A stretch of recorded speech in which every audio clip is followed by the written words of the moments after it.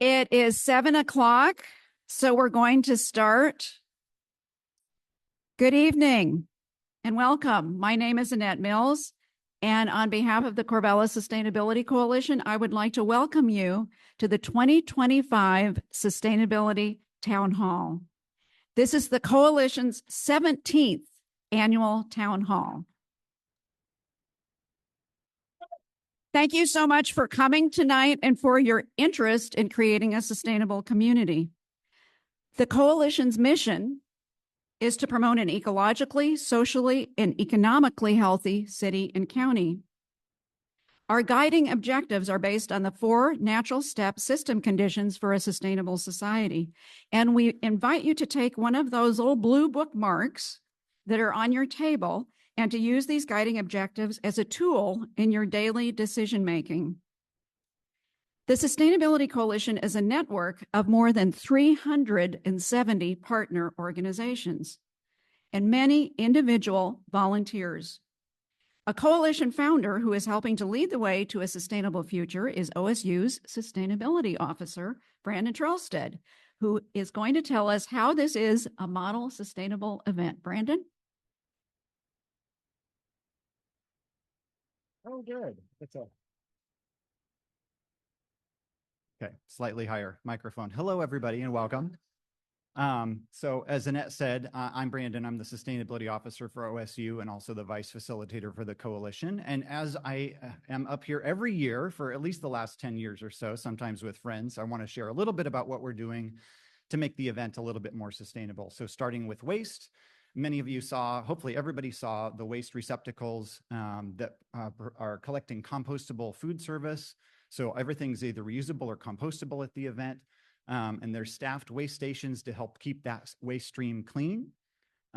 With energy, part of my role in the university is to measure these things very closely. So for those who can't see this and you want more information, we have an online dashboard that shows comparisons between each year. So I took a 2-week snapshot of the weeks around the town hall.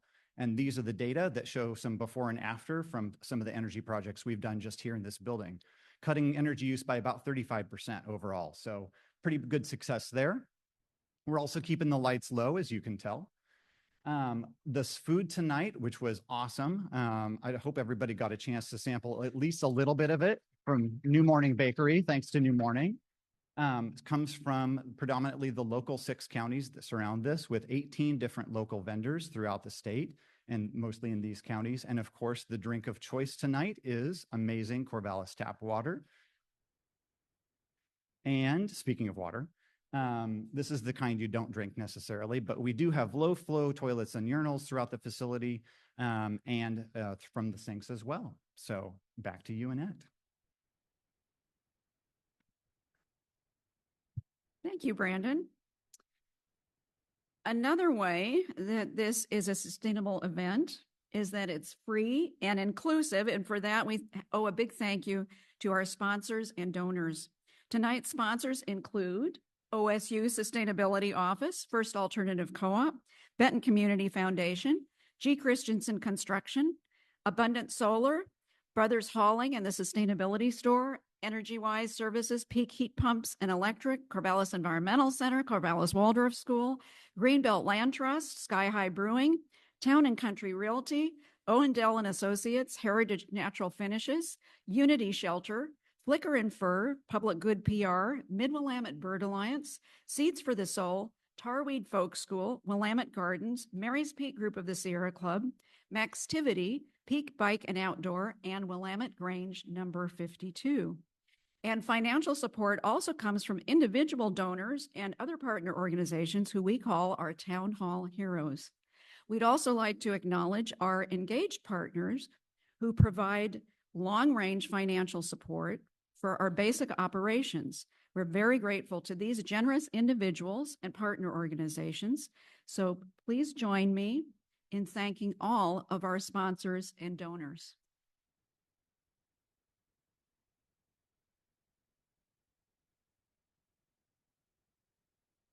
We'd also like to recognize all of these volunteers and staff who worked on planning and promoting tonight's event. And a big thank you To all of those who are assisting with tonight's program, we really appreciate your willingness to help. So, yes, thank you.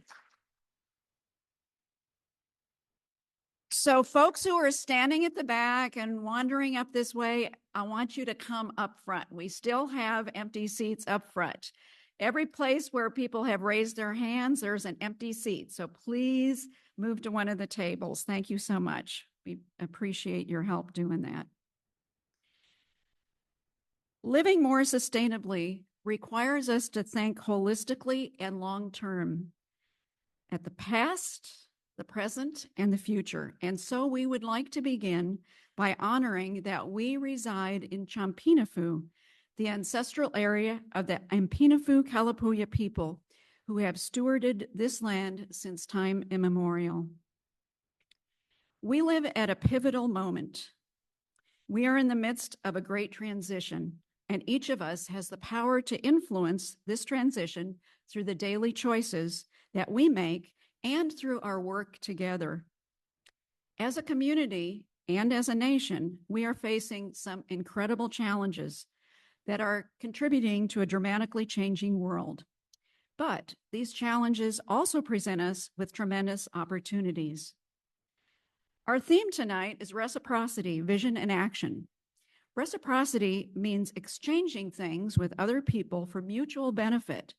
For example, if your friend takes care of your pet while you're out of town for the weekend, you might reciprocate by providing a service that's important to them. One of the first things we learn as children is to take turns when we're playing a game. So this is a simple form of reciprocal behavior that plays actually a very important role in the development and continuation of relationships. Reciprocity can also be practiced with the earth that provides us with air, water, soil, and other life forms that literally keep us alive. We can reciprocate by living our lives in a way that helps keep the air, water, soil, and other life forms thriving. Tonight, we hope to inspire you with new ideas about reciprocity. Tonight's program has 3 parts, each beginning with presentations at the front of the room, followed by discussion at each table. After each set of presentations, we'll pose questions to explore at our tables, and our volunteer table leaders and recorders will help guide us and collect our ideas so that we can navigate a path forward and develop our theme of reciprocity so we can more effectively address the challenges that face us. Our first presentation is the 2024 Community Scrapbook. We invited our partner organizations to send us a few of their key accomplishments of 2024, and many partners responded. We've compiled them into a community scrapbook that shows progress our community made in 2024 to advance environmental quality, social equity, and economic vitality. We received so many responses that we have divided the scrapbook into 2 parts. So we'll be going quickly through the slides. So watch for accomplishments that will help you respond to what will be our first discussion question. After you've watched the first set of scrapbook slides, we'll turn on the lights for your first table discussion. And your table leader will begin a round of introductions at the table. And then they'll ask you to name one business or organization that you saw in the community scrapbook that you think helps make our community a wonderful place to live. And what is something you can do to help keep that business or organization a viable part of our community. So please keep these questions in mind as you watch the scrapbook. And at this time, I'd like to introduce 2 members of the Coalition Steering Committee who will narrate this first section. Please welcome Shana Rogers and Sean McGuire to the podium.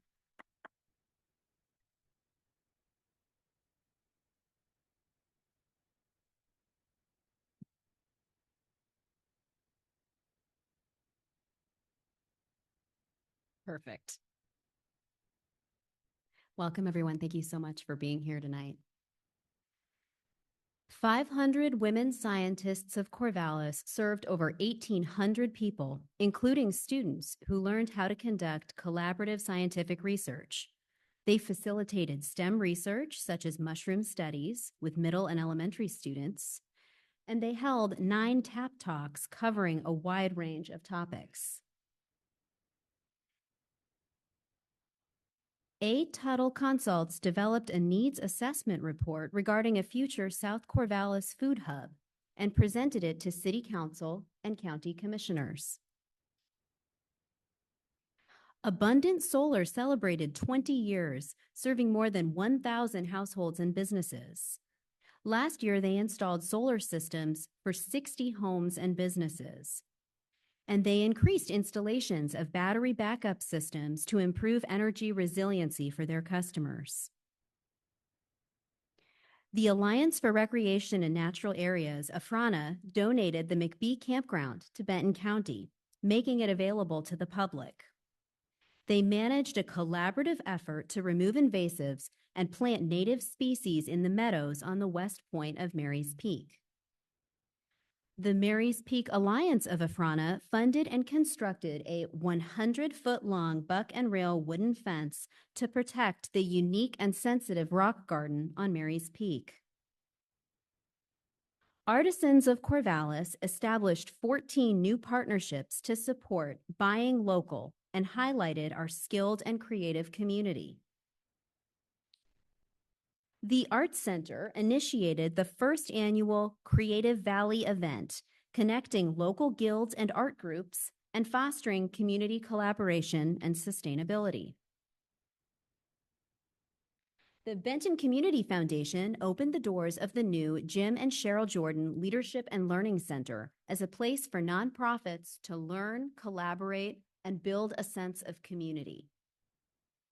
Benton County purchased a water filling station for use at community events throughout the county, thereby reducing the number of single-use plastic bottles. Juvenile work crews cut, split, stacked, and delivered firewood at no cost to help at-risk community members stay warm during our coldest months. The City of Corvallis Active Transportation Group installed 26 new bike racks and on Monroe Avenue to encourage more people to ride their bikes instead of driving their motor vehicles. To further encourage people to travel by foot or bike, they installed 29 new street signs to inform walkers and bikers that they have passageways at the end of dead-end streets. The City of Corvallis now requires developers to install electric vehicle conduit for 40% of new vehicle parking lot spaces. The city collaborated with others to install a beaver dam leveler pipe in the south branch of Denewy Creek at Starker Arts Park, reducing flooding of adjacent developed areas and allowing the beaver to thrive. The Corvallis Citizens Climate Lobby produced 8 lobbying activities, 9 publications, 27 outreach events, and 83 volunteer development opportunities, while contacting legislators 478 times to lobby for climate action. The Corvallis Daytime Drop-In Center upgraded their facilities with 100% LED energy-efficient lighting, making everything brighter and more cheerful for their clients, while saving money and energy-related pollution in the process. The Corvallis Environmental Center's Nature Play Preschool, that's my daughter. I didn't know she was going to be up there. The Corvallis Environmental Center's Nature Play Preschool became a certified childcare center, offering full day care to increase children's connections to nature and each other. 1,461 students were connected with healthy foods and basic cooking skills through the Environmental Center's classroom food adventures. The Corvallis Evening Garden Club adopted the Homegrown National Park project at the Monarch Home on 4th Street, raising $17,000 and installing 80 native plants with the help of 32 volunteers. The Corvallis Fall Festival hosted over 170 artist-owned small businesses, encouraging the community to shop local. The festival attracted 300 attendees to their Saturday night street dance, which was an inclusive celebration featuring multicultural bands, bilingual outreach, and free admission. Corvallis Housing First was approved for $2 million in grant funds, which will support the construction of the 47-unit supportive housing facility called 3rd Street Commons. The Corvallis Interfaith Climate Justice Committee's Carbon Offset Fund forwarded $1,860 in donations to the carbon offsetting activities of local organizations, the equivalent of offsetting nearly 29 tons of CO2. The Corvallis Multicultural Literacy Center enrolled 267 students in English classes, as well as in art and children's classes. The Corvallis Waldorf School's 8th graders and community volunteers built a chicken coop to support a happy pastured flock, giving the school eggs, manure, pest control, and joy. Students and faculty planted a dry farmed field of corn, squash, tomatoes, and broom corn to model this regenerative farming practice and save precious groundwater at the school. Sean will take it from here.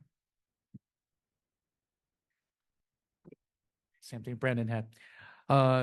Coil Outside developed the nonprofit Coil Outside Foundation to expand local outdoor programs with other nonprofits and public schools.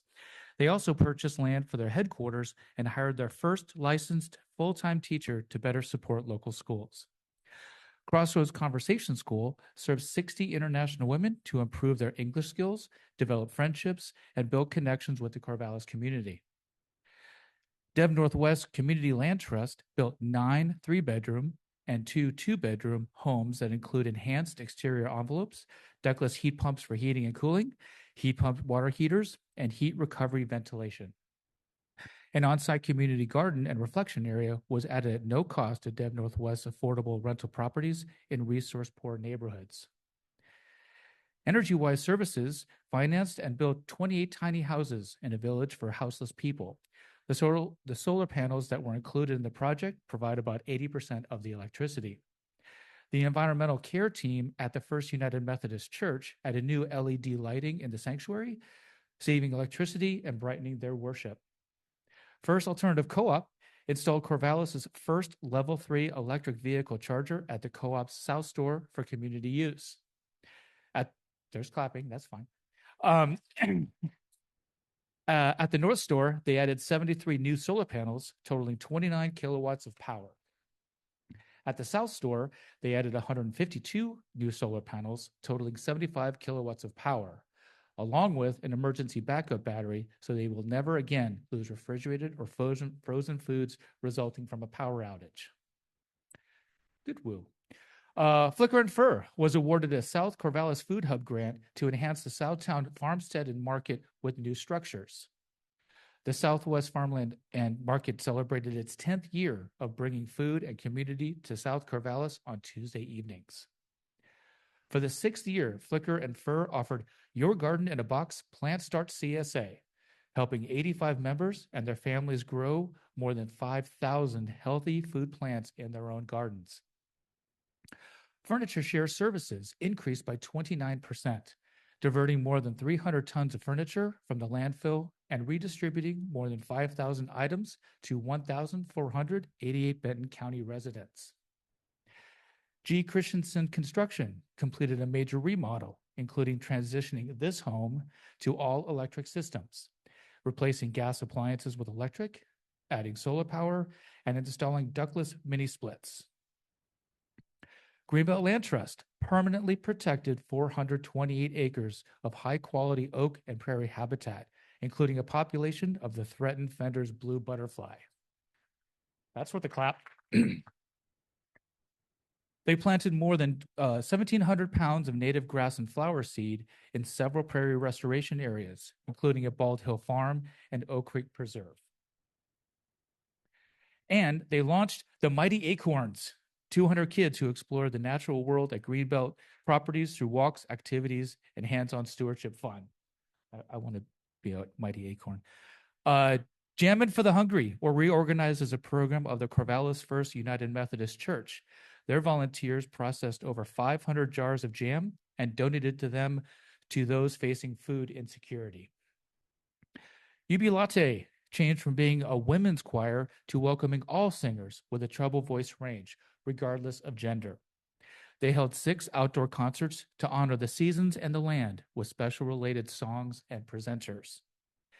Kate Hickok Media Productions created a video to introduce the Jubilate choir performance at the Gala LGBTQ Festival. The League of Women Voters of Corvallis organized election forums and 10 programs to educate the community on local issues, such as transportation options and workforce housing. They also sponsored a film showing and with follow-up discussion of Undivide Us, about the growing division in our country and what we can do about it. The Mary's Peak group of the Sierra Club co-managed the 8th annual Chapinafu series featuring Indigenous drumming and singing and webinars about Camas and Northwest Indigenous River art.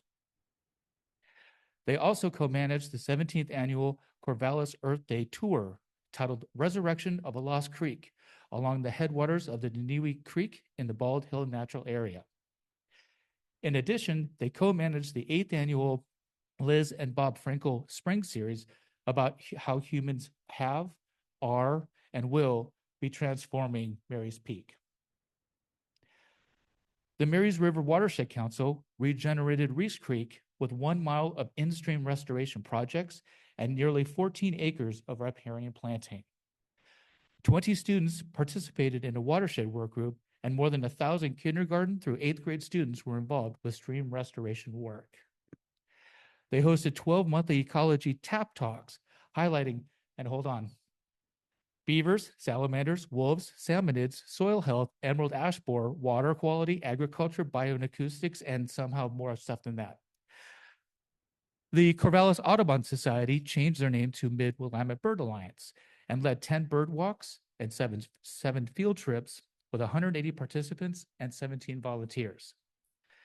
They also conducted 3 school workshops, 12 outreach events, 8 programs, and their 64th annual Christmas bird count, in addition to monitoring 327 local bluebird nest boxes. And New Morning Bakery used ingredients from 17 different local food producers to create the menu for the 2024 Sustainability Town Hall. Thank you, and I'll give it back to Annette.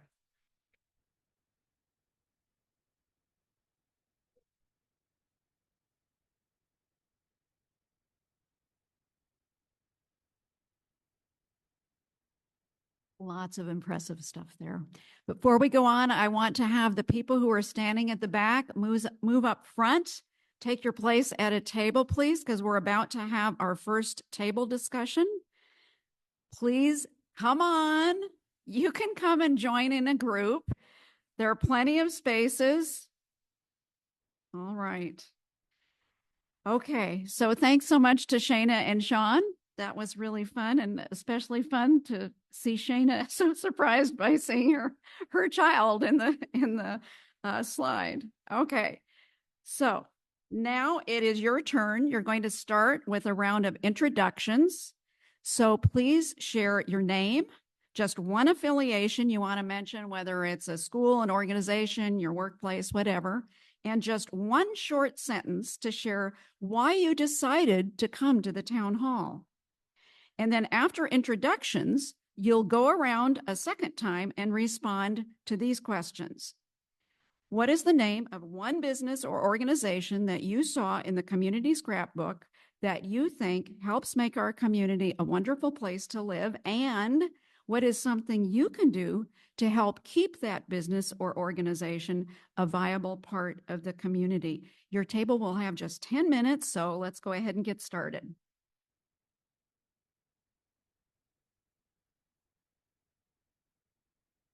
We had a great discussion at our table. I hope you all did too.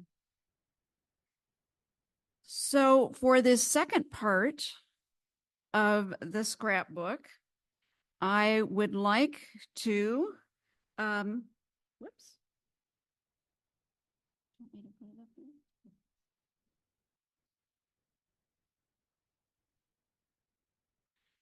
Okay. For part B, we are going to ask you once again to look for a business or organization that helps make our community a wonderful place to live, and what you can do to reciprocate, to help give back to that business or organization. So for this part of the scrapbook, I would like to introduce two more members of the coalition's leadership team. Please welcome Action Team Leader Matt Gillespie and Steering Committee Member Andrea Norris to the podium.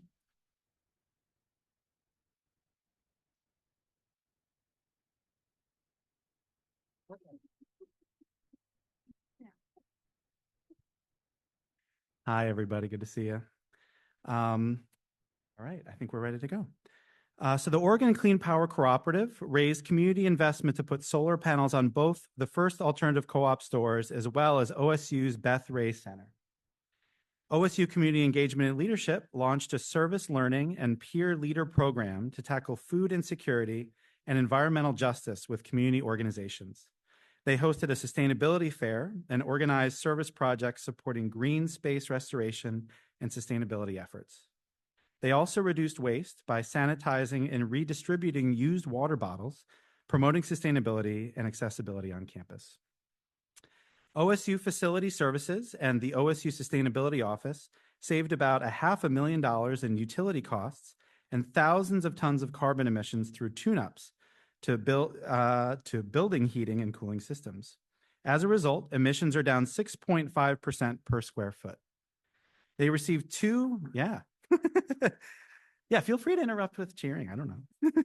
They received two $1 million grants for renewable energy for OSU's first large-scale grid interactive battery storage system, roof-mounted solar arrays, and geo-exchange infrastructure to provide resilient heating and cooling. OSU topped the list of the 2024 Sustainable Campus Index of any school, of any school, and received a perfect score of 100% for coordination and planning.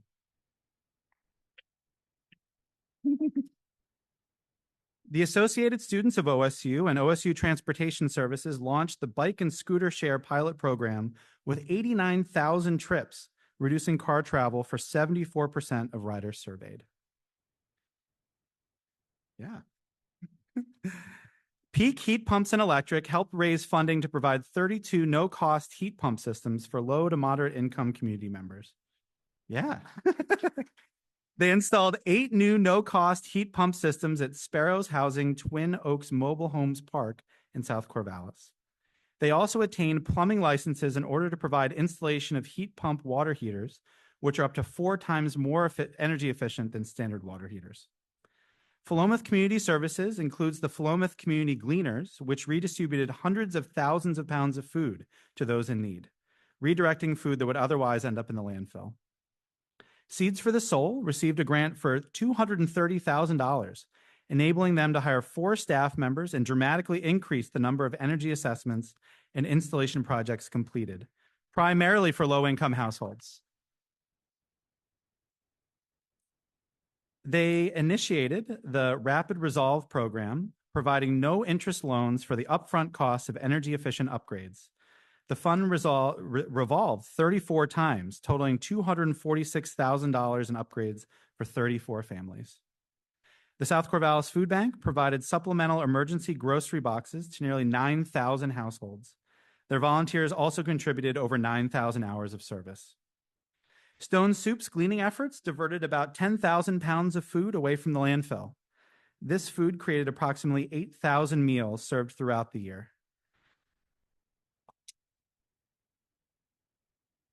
Sunrise Corvallis ran a slate of 6 climate and housing justice-focused candidates for Corvallis City Council. 2 of their candidates won.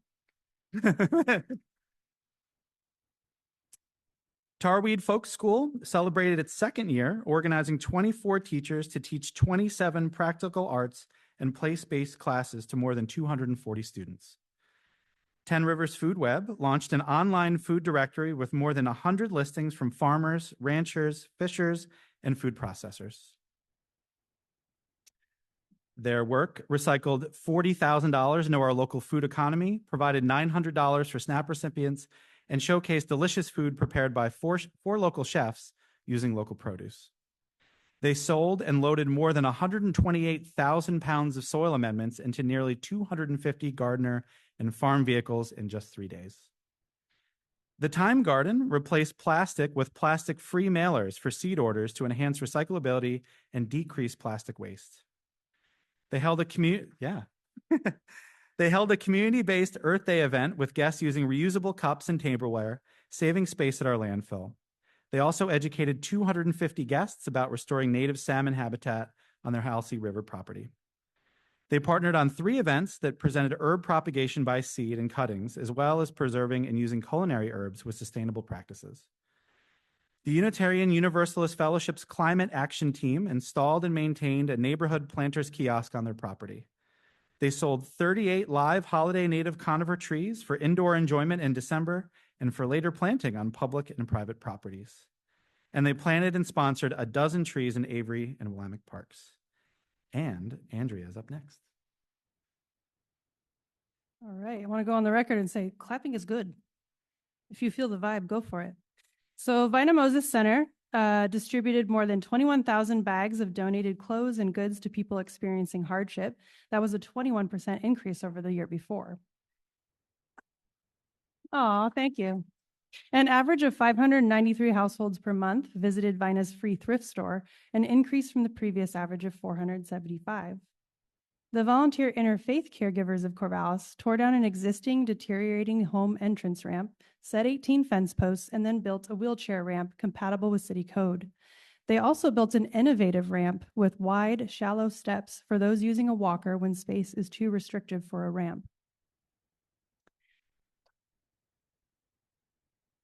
Willamette Gardens provided opportunities for customers to return their pots for reuse, reducing the waste of over 1,000 pots. The Willamette Grange upgraded their building with new second-story windows, door widening for access, and a beautiful new sign. They also replaced well water filtration, the water softening system, and the pump house. Heat pumps, insulation, and sheetrock were installed to make the building last another 100 years. The Sustainability Coalition's Community Inclusion Action Team co-sponsored and co-funded the 8th annual Chupinafu series. They also partnered with the Natural Areas Action Team to manage the 3rd year of the Neighborhood Roots program to plant street trees in neighborhoods that could benefit from more tree cover. The Energy Action Team members helped raise community investments through the Solarize Corvallis initiative to finance solar systems at First Alternative Co-op and OSU's Beth Ray Center. They also sponsored a home energy fair at Lily Park, providing neighbors and others with information about home energy improvements and funding opportunities. And they launched their first in a series of home energy house parties, providing 15 households with resources to help them make the transition to energy efficiency and renewable energy. The Education Action Team assisted the student green teams at Corvallis's public schools, providing support for such activities as helping students learn the importance of reducing food waste by participating in composting, and learning how plastics harm the ocean and its animals, as well as what we can do to reduce our use of plastics. The team also adopted a goal to raise $20,000 to establish the Green Apple Award, to be presented annually to a school district staff member who has made significant contributions towards sustainability learning, and they are well on their way to their goal.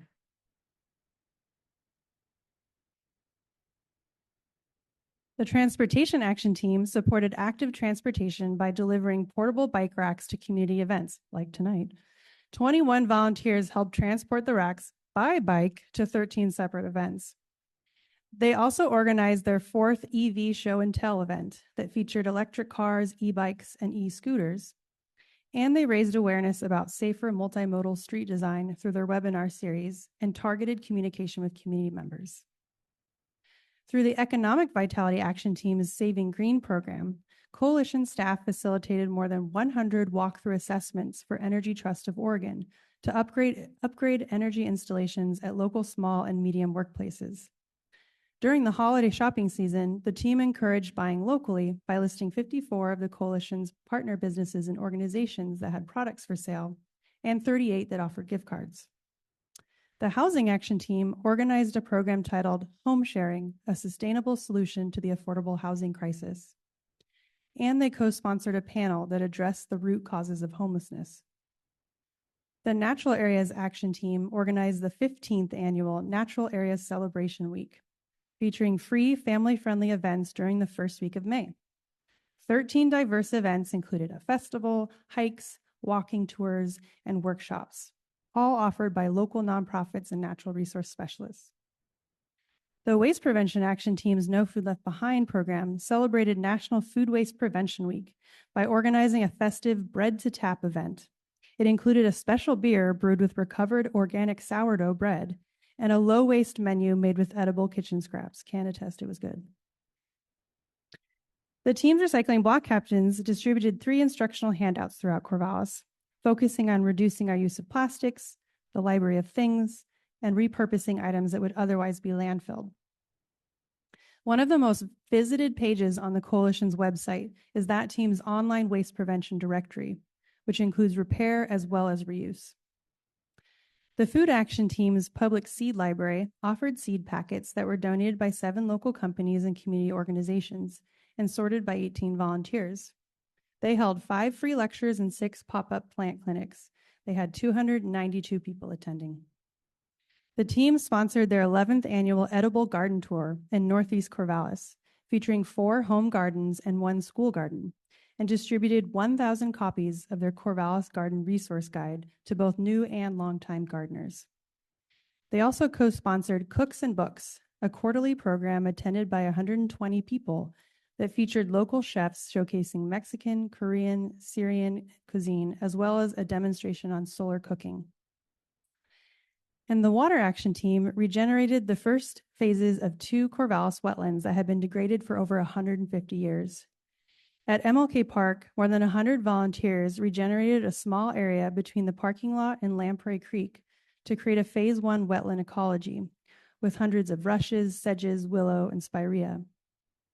At Bald Hill Natural Area, the team diverted a portion of the headwaters of Denawi Creek into shallow pools by placing logs and planting hundreds of willow, rushes, and camas to create a seasonal wetland ecology. That's it. Back to you, Annette.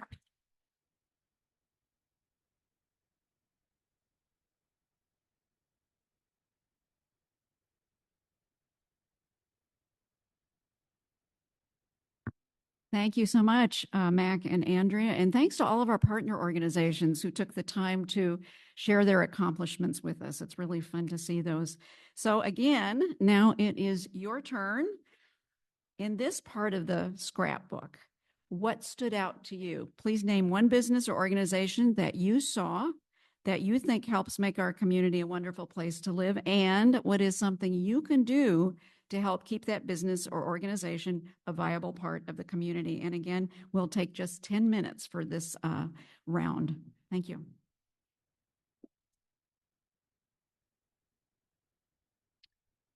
In 2014, the Coalition's Water Action Team leader, Dave Eckert, noticed that there was an unnamed stream flowing through Dr. Martin Luther King Jr. Park here in Corvallis.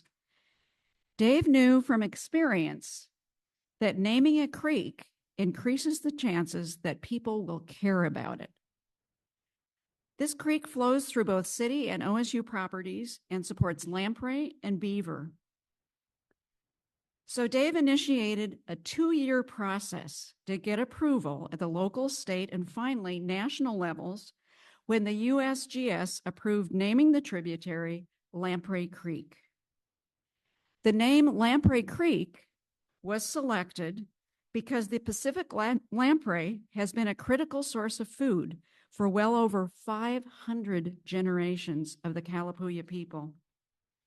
To acknowledge and celebrate the naming of the creek, our community held a special event called the Lamprey Creek Awakening. One of the featured presenters was David Harrelson, who is a direct descendant of the Empinafu Kalapuya people, whose homeland we now call Corvallis. That was the first contact the 2 Davids had with each other, and it was the beginning of a relationship that has grown and developed during the past 8 years. So at this time, I'd like to introduce Dave Eckert, who will introduce tonight's keynote speaker, David Harrelson.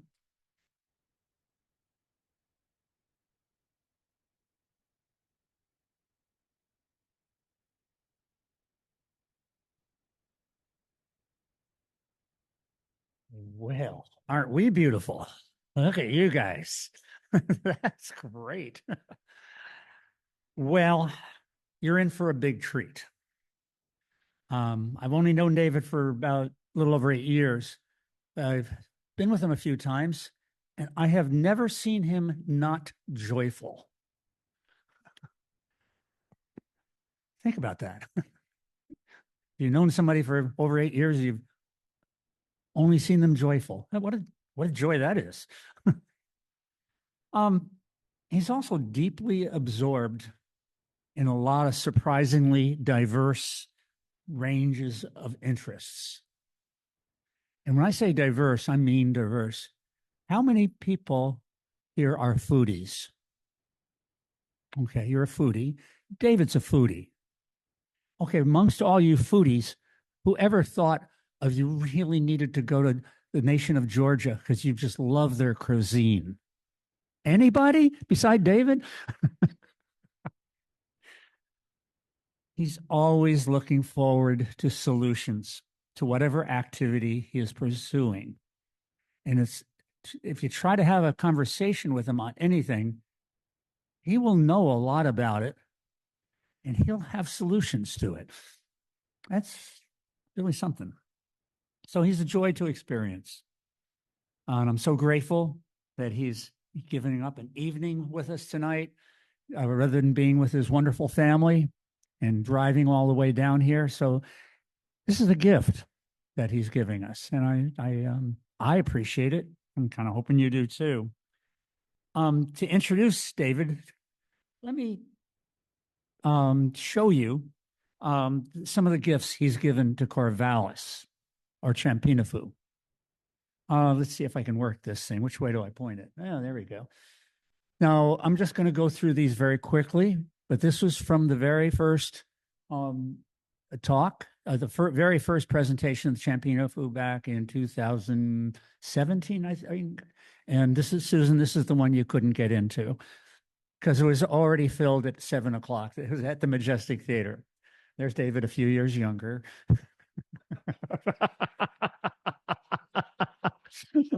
So I'm going to go through these pretty quickly. So please pay attention. I'm not going to speak.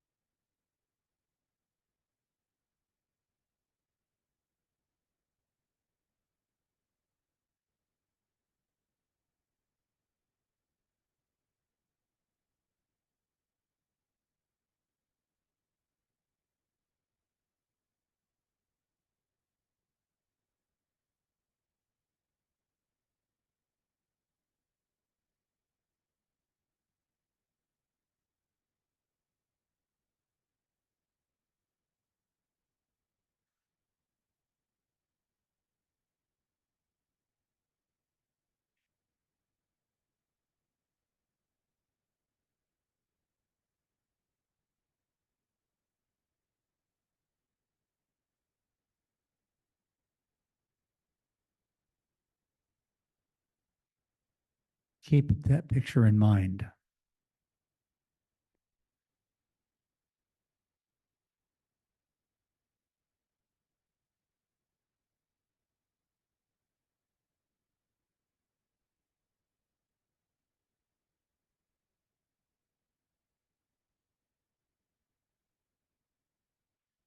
And this is the next one coming up. You are required by law to attend this, and we're going to do first come, first seating. No tickets. Just come and be there early. You will love this. Remember, did I tell you that Dave's a foodie? And I'm not going to tell him. If you're a foodie, you're really going to like this. And that's the beginning of this year. We won't tell you the rest yet. So he has given us a lot. Let's give him something. I introduce you to David Harrelson.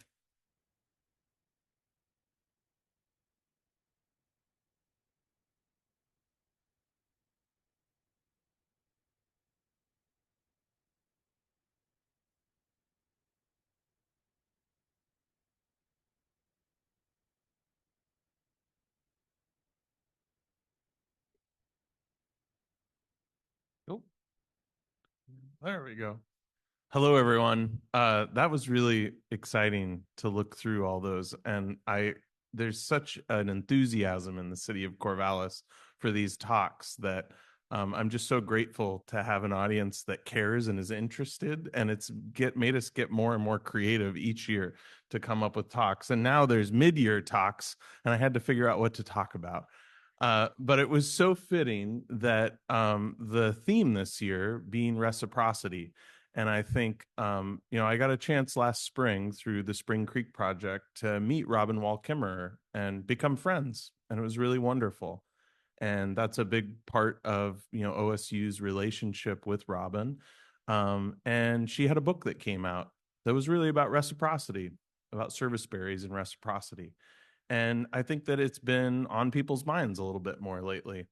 And so with that sort of becoming a theme of this event, when I was asked like, oh, would you say a few things? I said, well, yeah, we've got a word. We don't need to say reciprocity.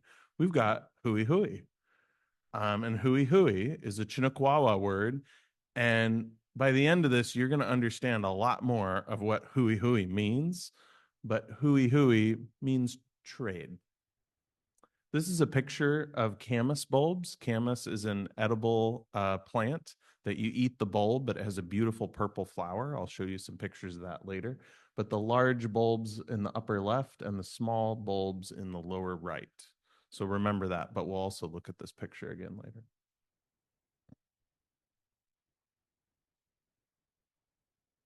So thank you to our hosts for putting on this event and all you generous individuals. This is a picture, the first picture ever drawn, by settlers of a Kalapuya man. And this is a Kalapuya man. That's me. So we're still here. There were a lot of books that said the last of the Kalapuya, but I assure you there might even be more than one Kalapuya in this room tonight.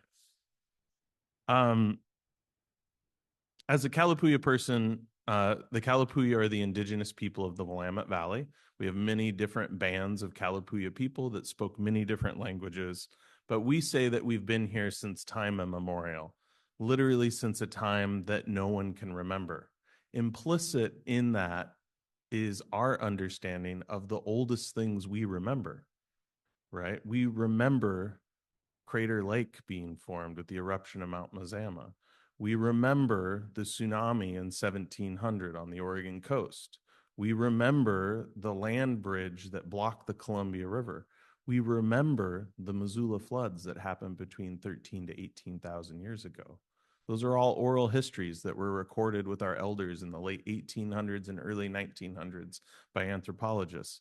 Many scientists didn't even begin to theorize these events that were told by our ancestors until decades, sometimes a century after they were recorded in our ancestors' tellings. And those stories were maintained and kept alive in our community.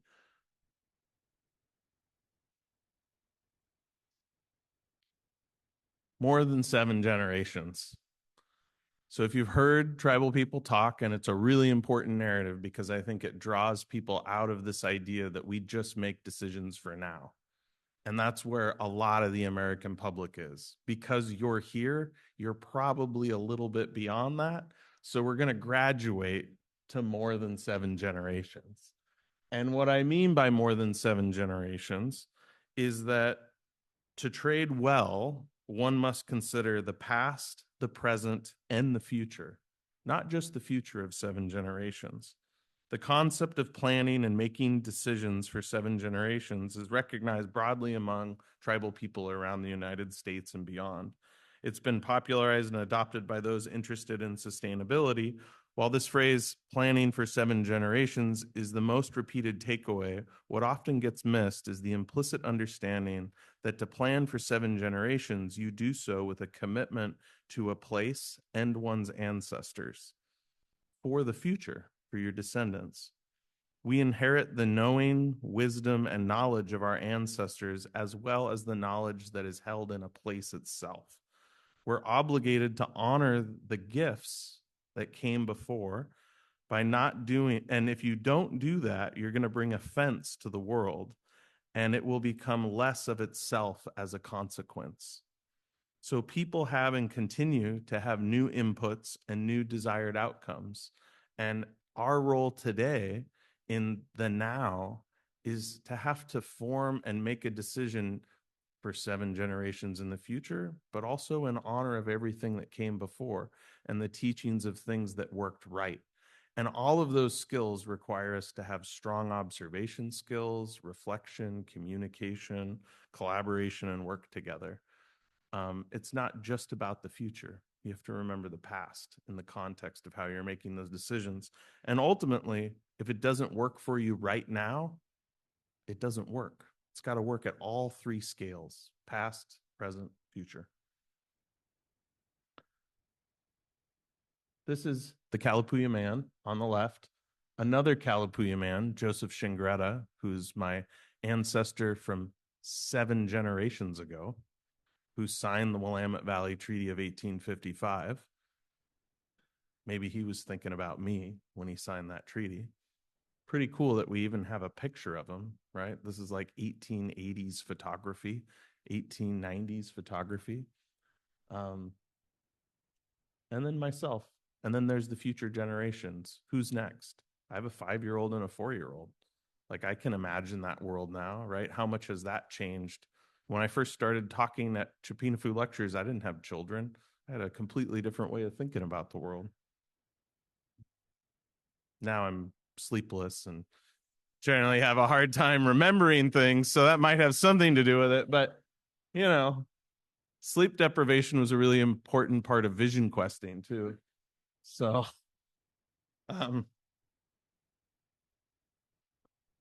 so we need to rethink wealth in order to get a basis of understanding that term hui hui. What if wealth was measured by what you gave and provided for, not what you received, collected, or hoarded? That's the way of my ancestors.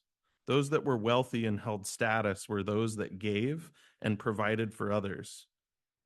People, plants, animals, and so on, in relationship with all living things. Our humanity is based on our ability to fulfill the obligations to care for and assist others in creating and realizing abundance. More camas for more people and the land, more salmon for us and the rivers, more, etc., etc. This requires a radical rethinking on our part today. It requires changing the focus away from the self. Self as individuals, self as a representative of humanity, generally speaking.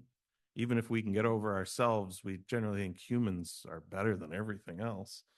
So we're not the main character in this story, nor are humans. We're just another part of it, all with a special ability to produce abundance for others, people, plants, and animals. And that might be the one very thing that humans is so special about humans, is that we actually have this great capacity and therefore an obligation to produce abundance and well-being for ourselves, for other people, other things, other plants. And that is really important. So everything's in a relationship. We have to consider it all, even the rocks.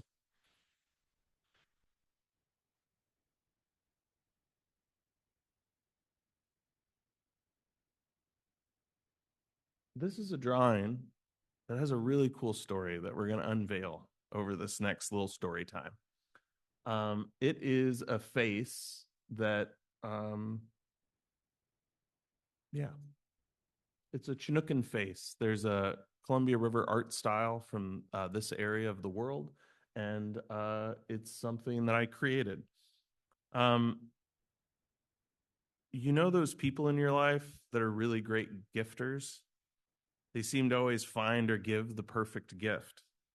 These are people strong in hui hui. They're attentive, they're perceptive, they're good listeners, and they have strong observation skills. So why I showed this picture is that this is a drawing of a belt buckle that I designed and cast out of bronze. And I did it shortly after I started working at the Cultural Resources Department. And I started working at the Cultural Resources about the same time as another person, And I wore that into the office one day. It was quite fancy. It caught a lot of people's eyes. And that person, the new hire who was with me, said, hey, I want to trade you for that. And I was like, oh, you want to trade? Like, cool. Like, let's talk, let's like do a deal. And then I shared, I was like, well, this is what this is, and this is what it means. When I created this, I sought to capture the ideas of radical hope, joy, and these attributes' connection to the divine world. You see, there's a spiral shape on the outside of this belt buckle. And this isn't the belt buckle, which we'll get to that part of the story. This is just a drawing of the belt buckle.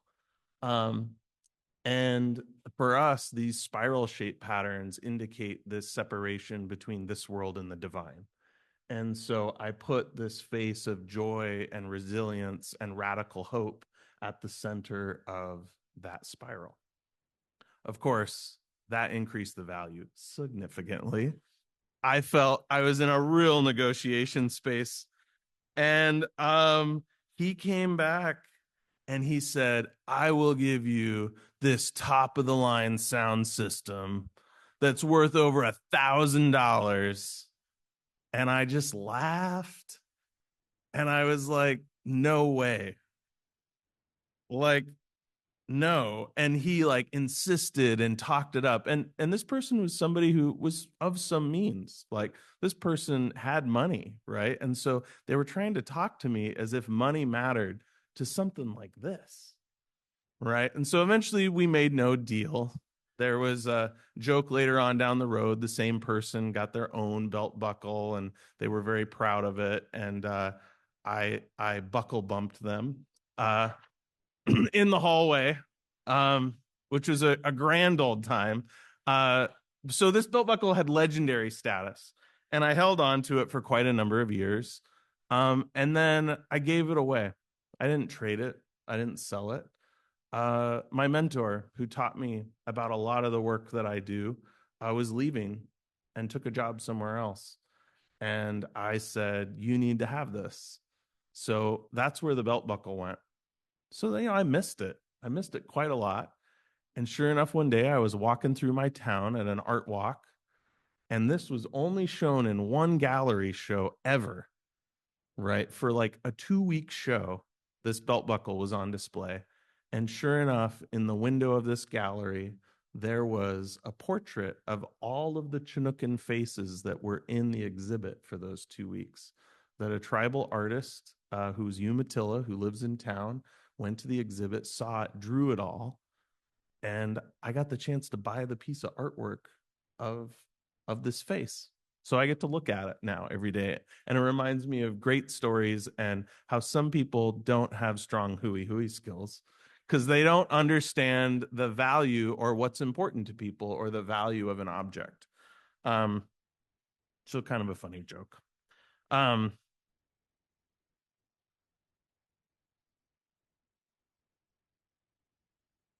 So Camus, I think a lot of you are the same repeat offenders that come to these talks.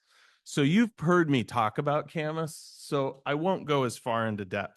But when we talk about trade and exchange, Camus is this really beautiful example of the relationship between people and a plant and how that can produce abundance over time, and the idea of reciprocity and giving. And so often we think of that between people because we don't give life and livelihood and being to plants. But that's what our ancestors and what our people today do for camas. You see, a camas patch, if it's abundant, it reflects your obligations, your social norms, to care for something that your ancestors cared for. And that by harvesting camas, you're actually communing with the plant descendants of your ancestors. And so you're actually fulfilling this social cultural obligation. And when camas is not abundant in a patch that your family gathered from, it means something's wrong and that you should be reflecting about how to make the world a better place. And so a part of that is how one gathers camas in a good way is you go out to a camas patch and you dig up the bulbs and you keep the big ones and you put the little ones back. And it makes it so that next year, those camas bulbs don't have to compete with each other. They're not all really tight. They can actually have the room to grow and get big. When you dig them up repeatedly like that, it keeps them higher up in the soil. They don't go deeper and deeper into the ground. So they don't have to use as much energy to get up out of the ground. So the bulbs get bigger over time. And this is a reason why a camas patch that you gather from in a good way actually becomes more abundant over time. You're aerating the soil, you're spreading the bulbs out. This is a good thing. This is how to be in relationship. This is how to have good hui with the camas.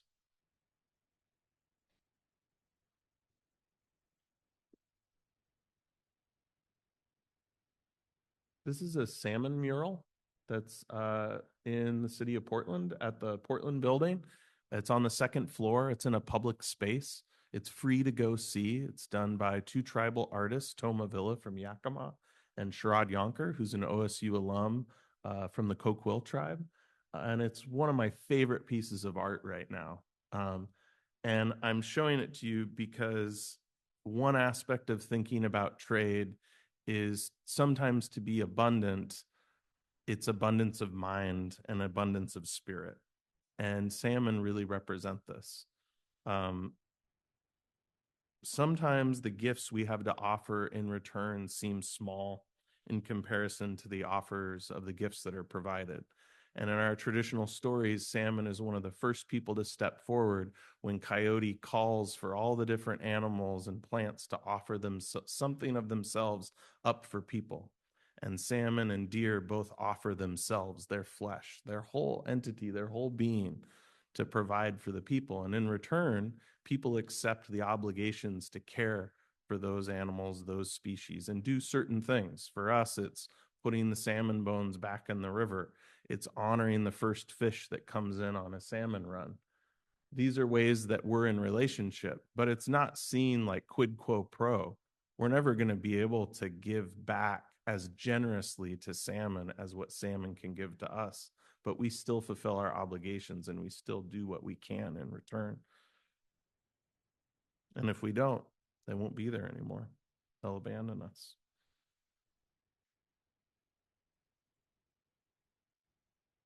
We've talked a lot about Chimpinafu, and I didn't actually quite realize we were going to go through all of that. So I'm going to summarize a little bit more than what I was going to. But we've had a really good run. We've had 8 years of the Chimpinafu lecture series. By my account, we've engaged probably 10,000 individuals, not unique individuals. It might just be the same 400 people every single time for my data nerds in the room. But it's a big deal. And I feel like one of the big things that changed that we saw is when we went online and we were so doubtful and uncertain, like all of us during the pandemic. And then we had a video that went on social media and we realized it had a 3,000 person reach. And we went, whoa, what happened? Right? Like, that's really cool. That's different than 400 people gathering at the Majestic.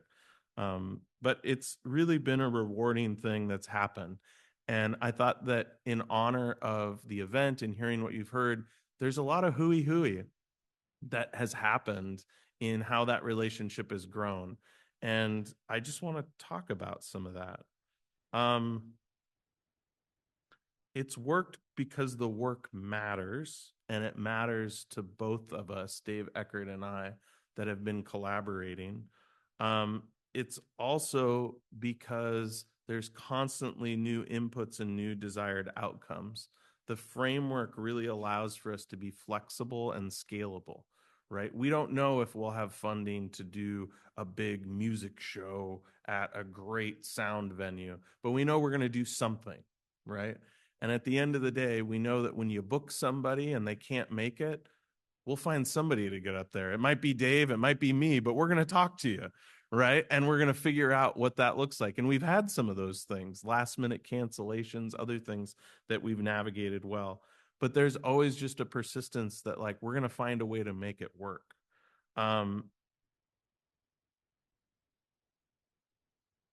The other thing that I think is interesting to mention, and I can read it in the room, and a lot of you are familiar with it, I actually get pressure inside of my tribe, but also from other places that are like, hey, you guys keep doing that thing down in Corvallis. Why don't you do it here? And why don't you do it there? And why don't you do it here and there?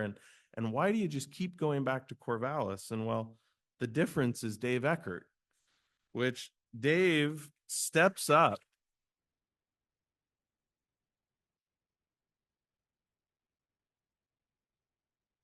So we've kind of assessed like what each other's strengths are and what we have and what we can give, right? And Dave has just stepped up in a way that like I can't invest the amount of time and relationship management with all of the connections in Corvallis, because I'm also having connections in Portland and Ashland and Eugene and everywhere in between, because that's where the tribe's interest areas are. But what Dave does is he mobilizes resources in place, he connects interested parties, and he liaisons with me, and we're able to bounce ideas off of each other. The other part is that if I named all these talks, they would be super technical and lame.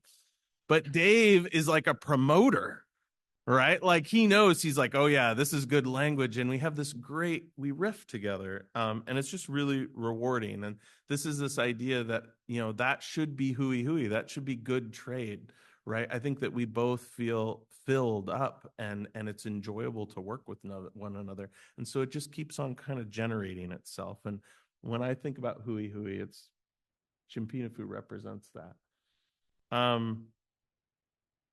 We're back to the slide. Hooey, Camus. And I think you probably have a little bit better understanding of what I mean by hooey. I don't mean quid quo pro. I don't mean trading. I don't mean leverage, forcing somebody to do. I got leverage over somebody. I'm talking about willful consent, you know, enjoyable, like partnering, thinking, collaborating. So hooey, to trade, be in relationship with yourself, others, your ancestors, your descendants, the land, with an intent of honoring and producing abundance. That's what hooey is. So my question to all of you is, what does hooey look like for you? What does it look like for an organization you work with? Thank you.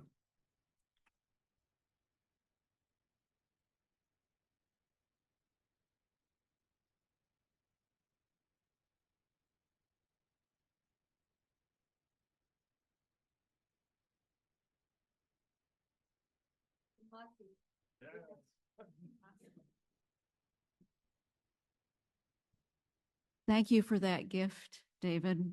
Thank you so much. All right.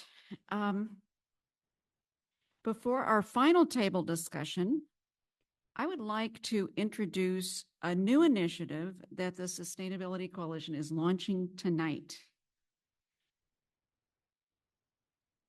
Oop, forgot that one. These are some recommended books, I assume. Okay, thanks. All right. Okay. All right, if you want to take a minute to write those down, or, yeah. We are recording this tonight, so you'll have a chance to focus in on that particular slide if you want. So, thanks to a generous anonymous donation a few years ago, the coalition has been privileged to be a co-sponsor of the Chimpinafu series. And this is its 9th year. And so we would like to continue the coalition's co-sponsorship of the Chimpinafu series and eventually be able to expand it. So tonight, we are launching a new coalition fund called the Chimpinafu Fund. Now, initially, the purpose of the fund is to enable us to continue to support the Chimpinafu series each fall, and we hope to raise enough money to continue to share in the production of the series. Because this series has provided mutually beneficial relationships with members of the Confederated Tribes who share their culture and information about our ancestors. The people who lived here have lived here for more than 16,000 years, and to appreciate Kalapuya culture as it exists today. So in consultation Dave Eckert's consultation with David Harrelson and Lahui Whitebear from the OSU Indigenous Studies program, we've been exploring additional possible uses of the Champinafu Fund for the future. For example, one possibility is supporting the OSU Indigenous Studies program Canoe Family to engage a canoe builder from the Grand Ronde in the construction of an Indigenous canoe that would be used on our local rivers by Indigenous students and members of the Confederated Tribes. Another possibility, regenerating local sites that can produce culturally relevant foods and other important land-based Kalapuya needs with plants like camas, tarweed, yampa, and elderberry. Another possibility is engaging Kalapuya artists to create and install public sculptures or other art pieces to honor the Indigenous homeland on which we reside. Creating a program for community members to visit the Chichalo Tribal Museum and Cultural Center in Grand Ronde to help build community relationships and a deeper understanding of Kalapuya culture. So all of these are possibilities for the Champinafu Fund. So following the final table discussion, which you'll engage in just a moment, we're going to provide you with an opportunity to contribute to the new Champinafu Fund. So for our final table discussion tonight, your table will participate in 2 rounds. In the first round, we'd like you to share one idea or action from David Harrelson's talk that caught your attention. And then for the second round, since we're living on the homeland of the Kalapuya people, what can we do to reciprocate, to help develop and sustain relationships with members of the local Confederated Tribes? So first, what caught your attention from David's talk? And then what can we do to develop and sustain relationships with local tribal members? And again, you'll have about 10 minutes to talk. I really wish we had more time. We didn't really have a chance to go around our table for that second question. Oh, well, another time. So in the last few minutes we have together, I'd like to introduce some engagement opportunities for you to consider. So at this time, I'd like to ask our table leaders, or I guess the packet says discussion leaders, please hand out the little white response cards that look like this so we can go over the options together. The front of the card explains, this is the front is the one that says Champinafu Fund. The front of the card explains the initial purpose of the fund to support the Champinafu series into the future. And the goals, which are to enhance relationships with and understanding of local Indigenous cultures. So the Champinafu Fund QR code will take you directly to a donation form that enables you to easily make a gift to this fund.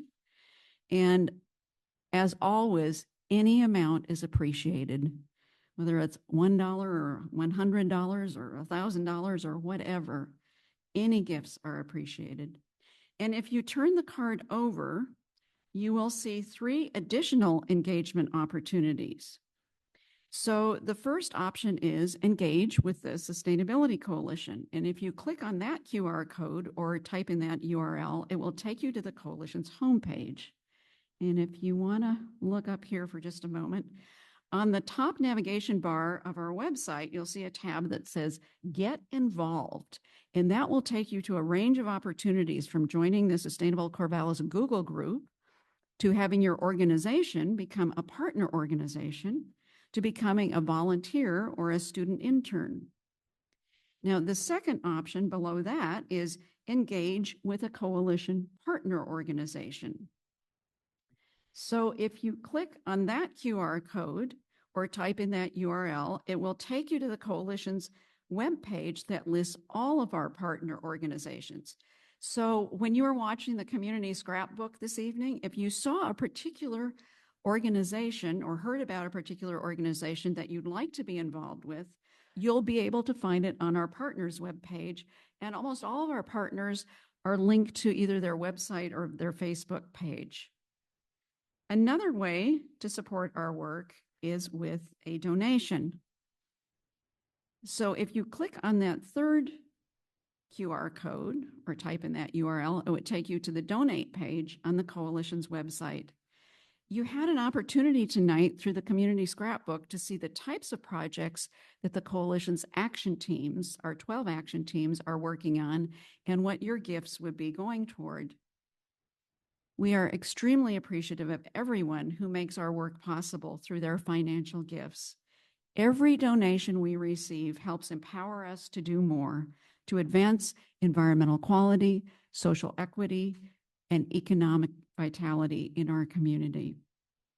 So if you would like to make a gift to the Champinifu Fund or to the Coalition tonight, please use the QR code on the card or ask your table leader for a donation envelope inside the packets that the discussion leaders have, are little envelopes if you have cash or check that you would like to donate.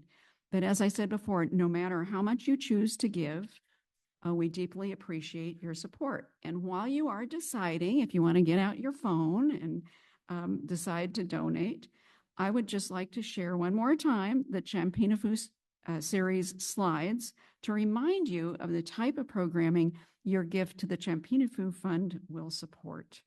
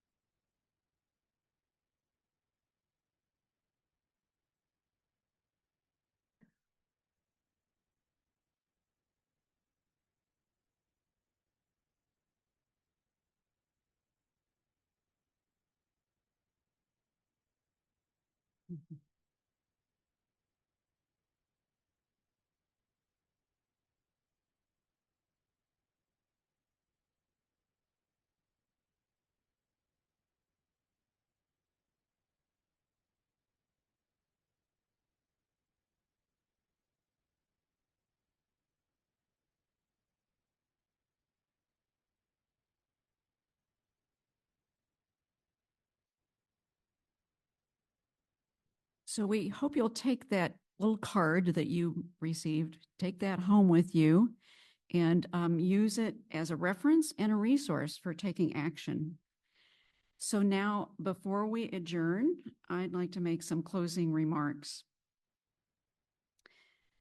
The Corvallis Sustainability Coalition has always been about working towards solutions. We typically don't focus on the problems because we assume that everyone who has made the time to come and be part of this are already very aware of the challenges that we face. We focus on solutions and the sustainable world that we want to help create. We live at a time in human history when we are witnesses to the devastating impacts of human choices on our beautiful, precious planet, and on so many of the people and other life forms with whom we share this planet. So each of us has a choice. We can go about our lives as though nothing has changed, or we can seize this opportunity to be part of a great transition, to live lightly on the earth, and to treat each other with dignity and respect, and to work together to create a sustainable community and a sustainable world. Thank you all for being part of this journey. We hope you have a great evening, and we look forward to seeing you again soon, and make sure we see you at the Prax in October. So thank you.